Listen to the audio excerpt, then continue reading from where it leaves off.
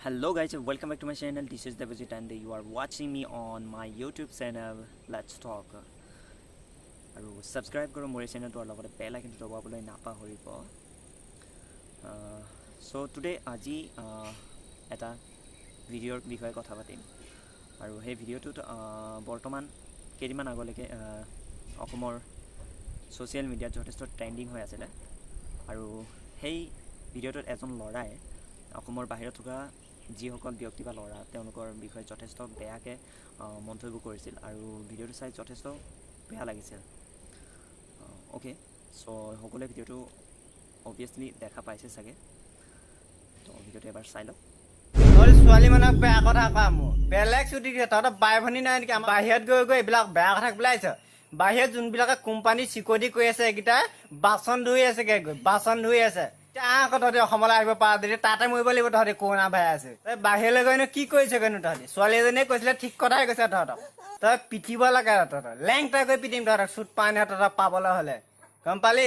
আহ যদি মই কৈ দিছোঁ ডিটেইলছ কৰি তহঁতি লখিমপুৰত আহিবি। ছ'চিয়েল মিডিয়াটো সকলোৰে বাবে ফ্ৰী বুলিয়ে যিকোনো কথা কৈ দিবা নেকি?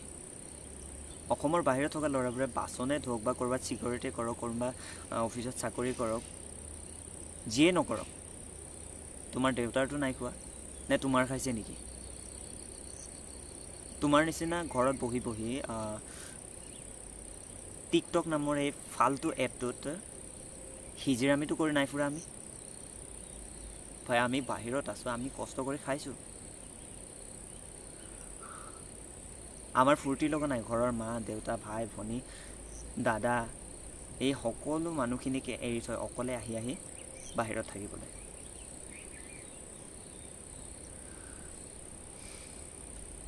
তাৰপিছত কথা হ'ল কি, ভিডিঅ'টোত কৈছা তুমি যে অসমৰ বাহিৰত থকা ল'ৰাবোৰে যদি ঘৰলৈ উভতি যায় মানে লেংটা কৰি পিটিবা নেকি? আৰে কুকুৰৰ পোৱালি, দম আছে নেকি তোৰ ইমান? নিজৰ চাইজ দেখিছ? শুকান মাছটোৰ নিচিনা দেহাটো তই কিহৰ বাহাদুৰ দেখাই আছ? তই কি লখিমপুৰত যাব লাগে? আৰে কুকুৰ, দম আছে যদি একজেক্ট এড্ৰেছ দে, তাৰপিছত দেখা যাব। এটা চৰৰ মানুহ নহবি কুকুৰৰ পোৱালি চালা। কি কৈছিলি ভিডিঅ'টোৰ প্ৰথমত? কি কোনোবা এজনী ছোৱালীক গালি দিছে, তাৰ কাৰণে কি মানে তোৰ বহুত খং উঠিছে। সেই ছোৱালীজনীয়ে তোৰ নিচিনাই তেনেকুৱা কাম কৰিছিলে। সেই ছোৱালীজনীয়ে কৈছিলে কি তাইৰ ভুল আছিলে সেইটো। তাই কি কৈছিলে যে অসমৰ বাহিৰত থকা যিসকল ল'ৰাই ফটা লেভেল মাৰে, অ'কে মানি ল'লোঁ এবাৰ কাৰণে, কিছুমানে ফটা লেভেল মাৰিব পাৰে যে আমি বাহিৰত থাকোঁ। ইয়াৰ মতলব এইটো নহয় যে সকলো ল'ৰাকে তেনেকৈ ক'ব। তোৰ নিচিনা ঘৰত বহি বহি টিকটকত হিজৰামিটো নাই কৰা। আমি বিনা মতলবত যাকে তাকে যি টি কৈ নাই ফুৰা। বিপদৰ সময়ত আমি ঘৰলৈ নগৈ ক'লৈ যাম? আমি নিজৰ ঘৰলৈ গৈছোঁ, তহঁতৰ ঘৰলৈতো নাই যোৱা। চ' এনেকুৱা ভিডিঅ'সমূহ দেখিলে যথেষ্ট খং উঠে। আচলতে আমি বাহিৰত আছোঁ, আমি নিজৰ পৰিয়ালটোৰ কাৰণে আছোঁ, বেলেগৰ আন কাৰো একো ক্ষতি হোৱা নাই ইয়াত যে যি মন যায় তাকে কৈ দিবা। তাৰপিছত আৰু পপুলাৰিটি বাঢ়িবলৈ, নিজকে ফেমাছ কৰাবলৈ যাকে তাকে যি টি কোৱা বন্ধ কৰা,